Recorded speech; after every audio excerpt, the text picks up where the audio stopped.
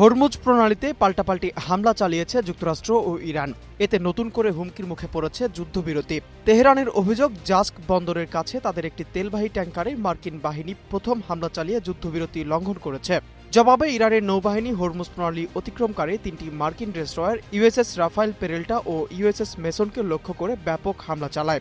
অভিযানে জাহাজ বিধ্বংসী, ব্যালিস্টিক ক্ষেপণাস্ত্র, ক্রুজ ক্ষেপণাস্ত্র এবং একঝাঁক বিস্ফোরকবাহী ড্রোন ব্যবহার করা হয়েছে বলে জানায় আইআরজিসি।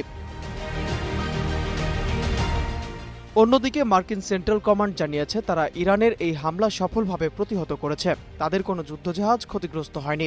মার্কিন বাহিনীর দাবি, তারা আত্মরক্ষামূলক পদক্ষেপ হিসাবে ইরানের সামরিক স্থাপনাগুলো লক্ষ্য করে তাৎক্ষণিক পাল্টা আঘাত হেনেছে। মার্কিন বিমান ও ক্ষেপণাস্ত্র হামলায় ইরানের কেশম দ্বীপ, বন্দর আব্বাস, মিনাব এবং সিরিক শহরের গুরুত্বপূর্ণ সামরিক লক্ষ্যবস্তুগুলো ক্ষতিগ্রস্ত হয়েছে বলে দাবি পেন্টাগনের। ট্রাম্প এই হামলাকে একটি লাভ ট্যাপ হিসেবে অভিহিত করে বলেছেন, যুদ্ধবিরতি এখনও বলবৎ।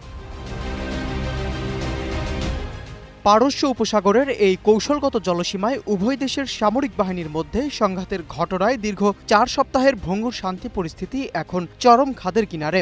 গুরুত্বপূর্ণ এই আন্তর্জাতিক নৌপথে জ্বালানি তেল সরবরাহ ও বাণিজ্যিক জাহাজ চলাচল নিয়ে বিশ্বজুড়ে উদ্বেগ সৃষ্টি হয়েছে। উভয় পক্ষই নিজ নিজ অবস্থানে অনড় থাকায় অঞ্চলটিতে নতুন করে পূর্ণাঙ্গ যুদ্ধের ঝুঁকি তৈরি হয়েছে বলে মনে করছেন বিশ্লেষকরা। নূর ইসলাম, নিউজ ডেস্ক, গ্লোবাল টেলিভিশন।